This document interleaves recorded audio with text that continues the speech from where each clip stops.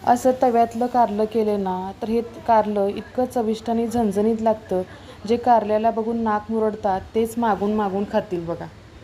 आणि या कारल्याबरोबर शिळी भाकरी जर असली तर लईच भारी लागते बघा.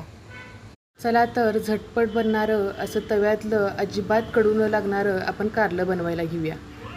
नमस्कार, मी सुषमा खूप खूप स्वागत करते तुमचं माझ्या किचनमध्ये. इथं मी तव्यातलं कारलं बनवण्यासाठी 1/2 किलो कारली घेतलेली आहेत. कोवळी बघून कारली घ्यायची, त्यामध्ये बी जास्त नसावीत अशी कारली घ्यावीत.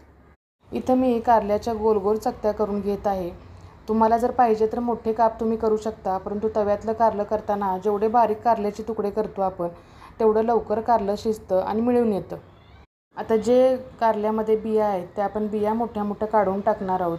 कोवळं कारलं असेल, आतमध्ये बी नसेल तर तसंच ठेवलं तरी चालू शकतं. आता इथं मी सगळ्या कारल्यातल्या बिया आणि आतला सगळा भाग काढून घेतलेला आहे. त्यानंसुद्धा कारलं खूप जास्त कडू लागतं, यासाठी मी सगळा भाग आतला काढून घेतलेला आहे. तर सुरुवातीला हे कारलं आपण मिठाच्या पाण्यामध्ये स्वच्छ धुवून घेणार आहोत, कारण कारल्यावर पण भरपूर औषधं मारली जातात. मी अगोदर कारलं धुतलं होतंच, परंतु आपण आता मीठ टाकून जरा कडूपणा होण्यासाठी थोडा वेळ पाण्यामध्ये घालून ठेवणार आहोत. किंवा नुसतं जरी अगोदर मीठ लावून चोळून तुम्ही ठेवलं तरी चालू शकतं, तरीसुद्धा कारल्यातलं कडूपणा कमी होऊ शकतो. आता यातलं सगळं पाणी आपण काढून घेतलेलं आहे आणि आता आपण ज्या पातेल्यामध्ये शिजवणार आहोत कारलं, त्यामध्ये आपण हे कारले सगळे काढून घेणार आहोत. कारलं शिजवायची ही जी मी पद्धत दाखवते त्या पद्धतीने तुम्ही जर कारलं शिजवलं तर कारल्यातला कडूपणा बऱ्यापैकी म्हणजे 90% कमी होतो. आता सुरुवातीला 1 ते 1.5 चमचा मीठ घातलेलं आहे, चमचाभर हळद घातलेली आहे आणि यामध्येच आपण चिंच असते ते चिंचेचे 2-3 बुटकं घालणार आहोत. शिवाय यामध्येच मी गूळसुद्धा घालणार आहे. म्हणजे काय होतं, सुरुवातीला जर गूळ आणि चिंच घातली कारलं शिजवताना तर कारल्यातला पूर्णतः कडूपणा निघून जातो.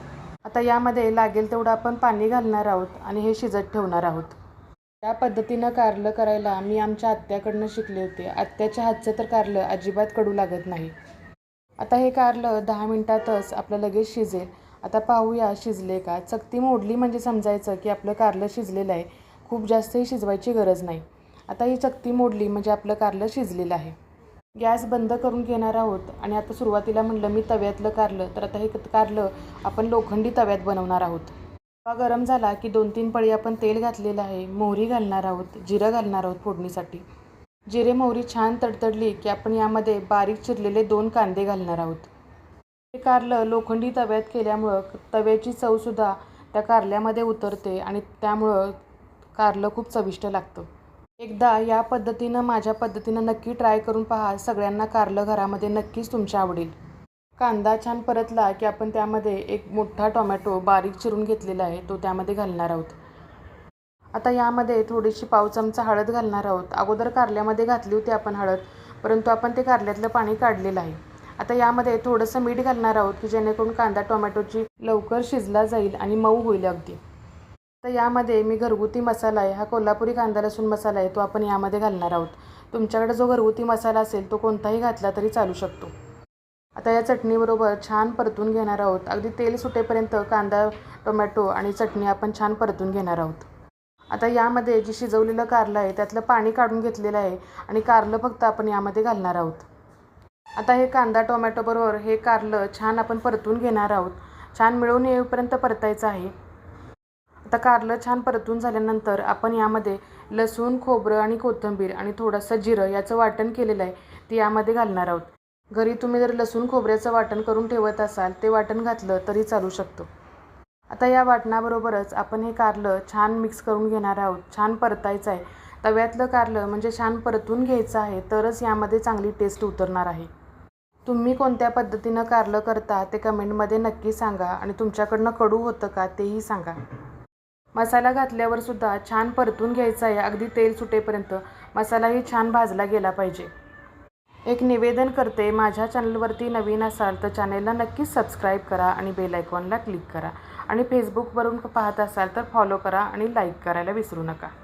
तर यामध्ये आपण जे वाटण केलं होतं त्यातलं ते भांडं धुवून थोडंसं पाणी घातलेलं आहे आणि थोडं 2-3 चमचे आपण शेंगदाण्याचा कूट घातलेला आहे. या कारल्यामध्ये खूप जास्त पाणी घालायचं नाही, अगदी अंगापुरतं थोडंसं पाणी घालायचं. सुक्कंच कारलं हे छान लागतं. आता यामध्ये मी थोडासा गुळाचा खडा घातलेला आहे. तुम्हाला जर आवडत असेल वरून गूळ तर तुम्ही घालू शकता. गुळामुळं टेस्टही छान येते आणि कलरही कारल्याचा चांगला येतो आणि काही थोडासा कडवटपणा राहिलेला असतो तोही कमी होतो या गुळामुळं. जसं हे कारलं परतत जाईल तसं त्याला तेल सुटायला सुरुवात होते. छान तेल सुटत जातं. परतून परतून छान कारलं त्यामध्ये शिजलं जातं. आता वरून थोडंसं वाफ येण्यासाठी झाकण ठेवून 5 मिनटं आपण ठेवणार आहोत. इथं पाहू शकताय किती छान आपलं कारलं मिळून आलेलं आहे. तेल अगदी छान सुटलेलं आहे आणि सुक्कं असं आपलं कारलं तयार झालेलं आहे.